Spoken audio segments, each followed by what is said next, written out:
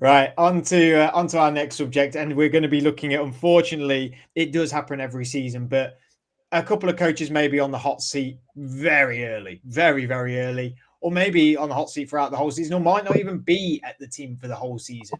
So we've got three coaches that we're going to talk about who we think are definitely going to be on the hot seat at some point, or maybe even gone within this season. I'm going to start to begin with, as we sort of did this a similar style thing with our bold takes just in the segment before. I'm going to go with the Cincinnati Bengals coach, Zach Taylor. I think he's been quite lucky so far that he's not been talked about more on the hot seat. It was all on the defensive coordinator, it felt like last season on was it Lou Anarumo? And he didn't really get any flack for it. And I'm sorry, the guy's not been that great for the Cincinnati Bengals. I think he has Joe Burrow.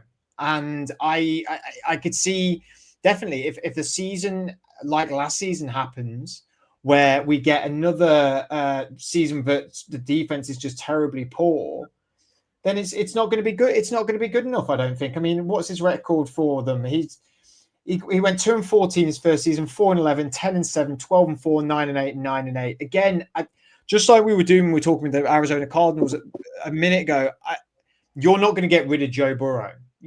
That's the absolute. That is never going to happen, but you're going to get rid of Joe Burrow. So who are you going to get rid of? You're going to get rid of the head coach and Zach Taylor. Yes, they went to a Super Bowl with Zach Taylor, but they didn't win it. And a lot of coaches go to the Super Bowl and then get fired. Coaches who won the Super Bowl go and get fired. Doug Peterson in the most recent years has been the most famous one at the Philadelphia Eagles. I think it's sort of time. It's been 6 years. I think Burrow is now become the Bengals. And I think a lot of what that organization wants is ran through what Joe Burrow wants. And that's been included a little bit with the extensions that have happened with T. Higgins and Jamar Chase. Yes, Trey Hendrickson has now been extended, but it's not fully done, that whole situation with Trey Hendrickson. I don't see them. They've done enough on this defense this season for me to go like, now they're only going to lose, let's call it 5 games and really challenge the division. That offense is going to be top. That offense is going to be in the top 10 bracket, top 5 bracket this season. But they do another season like they did last year. I think the writing's on the wall quite early for Zach Taylor. Yeah, I think they might even think about changing him towards the end of the season if it was going on the bad end. Well, he's one of the cheapest head coaches in the league, isn't he? Which is obviously notorious with the Bengals not wanting to spend money at that position. So you've also got the argument to be made that he's an offensive guy. He's always worked offensive coordinator, quarterbacks and things like that. So if the offense is good, which it has been while he's been there, and he's one of the cheapest guys, is he on the hot seat for me going into the year? I'm not so sure. Maybe I'm very neutral on him because I think they'll do well. I think they'll do all right. I think they need to have an absolute stinker. And if they have a stinker, is it because Joe Burrow's injured? If he's injured, are they saying, my quarterback was out, what did you want me to do? So I find it very hard for the Bengals to move off of him. I think they'll stay loyal to him and keep him around because of how much they want. They won't want to do a search and pay someone loads of money. So I'm not sure he's fully on the hot seat. Yeah, it's a difficult one. I would like to see him go, personally. I think the Bengals would be much better without him. I'm not an advocate for defensive head coaches at all, but I actually think in this specific instance, like a really strong, experienced defensive head coach would really make a big difference to the Bengals. Because to be honest, I think that offense is being run by Joe Burrow. So I don't think Zach Taylor really pushes Burrow onto new heights. I think it's just Burrow's doing it by himself. And because of that, I think he should be a candidate for the hot seat and potentially go this season. My only issue with it is I think that, as Andrew said, there's always going to be a narrative to keep him there. If they do well, he did well, so we keep him. If they do bad, chances are it's because Burrow's injured. well, Barrow was injured. It wasn't the head coach's fault. And I think that's the problem that you're dealing with Zach Taylor. But I think it's what needs to happen, definitely. Yeah, we say, oh, it goes bad. Oh, it's probably because Joe Burrow is injured, but it went bad last season, and they've not strengthened their defense really at all. And I just think, but again, can you not come out and go, well, that's the GM's fault? You could, but I don't think that's going to suffice the fans. The fans aren't going to go, it's the No, GM. I agree. Yeah. And the offense was popping, and that's what he's in charge of. Yeah. I just think I just don't have the trust in him. But I suppose that it feels like that maybe Andrew does, or no, I don't. I say get rid of him. I don't think he's particularly great. I'm very neutral with him. I don't think he's doing a bad job, and I don't think he's doing a good job. I agree with Adam that he's not pushing them forward, but he's also not. I don't think he's holding them back. He's cheap, and they like cheap, so he fits the bill for them. But to have a head coach who's not pushing them forward when you've got Joe Burrow, you're just wasting years with Joe Burrow. I agree with you. I'm not disagreeing with you. I just don't think his organisation will put him on the hot seat. No, probably not. Who's on your hot seat then, Adam? Mate, I've gone Shane Steichen. I kind of struggled with this a little bit. I think there's a couple of real sort of like obvious candidates for this, and I think Zach Taylor is a bit of an obvious candidate, and I know Andrew nicked the real obvious one, but I've gone for Shane Steichen at the Colts. He's been, this is his third year now. Got 9-8 and then 8-9, so it's kind of like okay, sort of like middle of the pack type records. But I think we're all kind of very much of the feeling that it's not going to go particularly well this season, that they're going to drop off. And obviously, like, he was, was he there when they drafted Anthony Richardson, or was he given Anthony Richardson? He was there. Anthony Richardson's been there, 2-3 years? Shane Steichen's been there 2-3 years. Yeah. So he was part of the team that drafted Anthony Richardson. That's gone well. They've now got Daniel Jones there, as you know, probably won't go very well. And the only thing that really makes me feel like I just can't, it almost feels a little bit like he's part of that. He's always going to have Anthony Richardson connected to him. And a lot of the time, I think teams sort of think to themselves, a lot of people were going on about Brian Daboll, weren't they, last year? But the kind of almost the excuse was, but he hasn't been able to draft his guy. Like, he hasn't been able to have his quarterback. And it feels like Shane Steichen obviously has been able to do that with Anthony Richardson. And it's just not worked. It's just been a bit of a disaster. And I think if you do end up going like, I don't know, 6 wins, something like that, 5 wins, if you have a season like that, which we're all sort of going, there's a chance that this could happen. It does feel a little bit like he is a bit of a dead man walking because of that. I couldn't agree more. Couldn't agree more. I think he's well, thank you very much. I do like it when you agree with me. I mean, that is the idea. Took a swing for the fences. It's not paid off, and I do think he's actually a very good coach. I rate him as a coach, but you've seen what he's done when guys have been out, and he's had to bring in other quarterbacks to fill in at that position, and he's had success with his backups, and that just shows you how good he is. But he took a swing, he missed, and I think they're going to be bad again this year. And unfortunately, that is enough for you to get fired, isn't it? I don't think it's enough just for him to be fired. I think it should be the organization stripped back. Chris Ballard, the GM, right? Yeah, he's been there a long time. He's got to go then. I think Steichen's got to go. They've got new ownership now, haven't they? With the daughter taking over. So she might want to stamp her, like, not authority, but like her vision on the team and say, look, this is what we are now. This is what I want to do more moving forward. So yeah, you could see a big clear out there, And it's not like and when I talk about organization as a whole, it's not like they've just got bad recently. There's been no plan for what feels like years since Andrew Well, Luck, it's Andrew which Luck. obviously Yeah, isn't yeah, Shane, exactly. which isn't Shane Well, Steichen's fault, yeah, it's been admittedly. what? But Philip Rivers, Carson Wentz, Matt Ryan, Matthew Ryan, Gardner and Minshew, just been patching it up.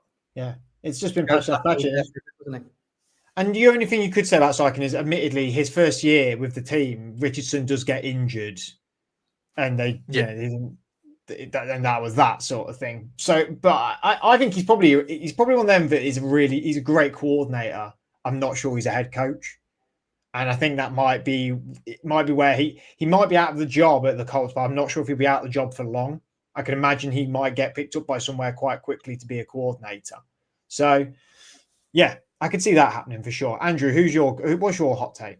Well, Your apparently, obvious I hot stole take. the easy one. You know, I got in there first, and that's Mike McDaniel. You know, obvious reasons. The vets have all been. I had trouble with Ohio the other day, so you know, got these easy words out.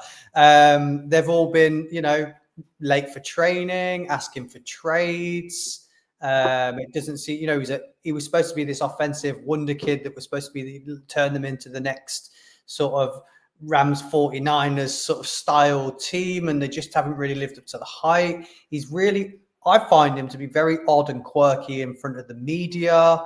I think he's trying to be the player's mate rather than the head coach. And I think his time there as well, I had a quick look at it. I know he's not in charge of drafting the players, but he has some say-so. And the time he's been there, 22, 23, 24, the 22 and 23 drafts, none of the players are even on the team apart from Acham. They're all gone.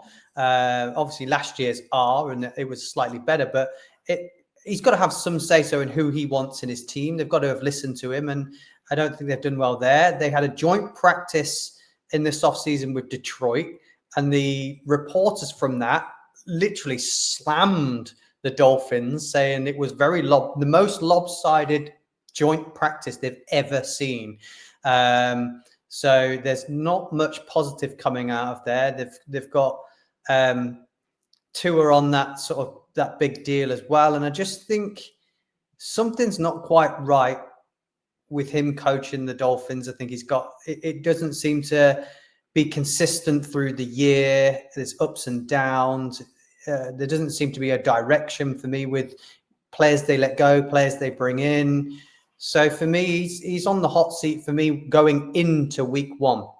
If they don't start off well and continue that, I think if they don't get to the playoffs, which I can't see them getting to, it's a fail for him because this team has been to the playoffs and then it's just dropped off. So to not continue to go to the playoffs and push on and look for a Super Bowl, it's a fail for me for him already. I don't know how you guys feel about that. I sort of said this when we talked about Miami within the deep dives. Quirky and fun only gets you so far in the NFL. If you're not very good and suddenly the quirky and fun turns into weird and odd and strange turns of phrases, you start to lose the support of fans, the people, the media very, very quickly. I mean, what he said, that comment like a couple of weeks ago where it was like, oh, well, you know, we're not dead today, so that's good. Like, okay, like, you know, last year when when you were winning games, you can make them sort of comments and people would be like, oh, like he's just that quirky, you know, he just says crazy things, doesn't he? But yeah, well, he wins 12 games, that's great. But when you're a bad team and people think you're going to be a bad team, you probably need a little bit more composure and being a bit more straight talking than making, you know, silly comments, really, and especially them sort of comments, which I don't advocate at all.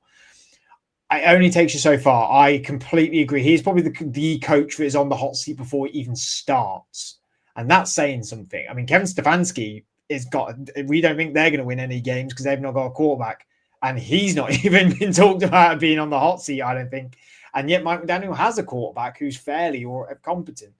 I just think this experiment, this fun, weird experiment in Miami is just the wheels have fell off it now a little bit. And they don't really know what they're doing anymore, and they got rid of a guy who they felt was too stern in Brian Flores, and it's gone flipped the other way. And I'm not saying Brian Flores did any better than Mike McDaniels did, but yeah, Mike McDaniels feels like he's lost the locker room, though, doesn't he? Like, players you got no respect for him. You need an adult. You need an adult in your locker room, and that's within your coach, and that's within your key leaders within your team. They have neither.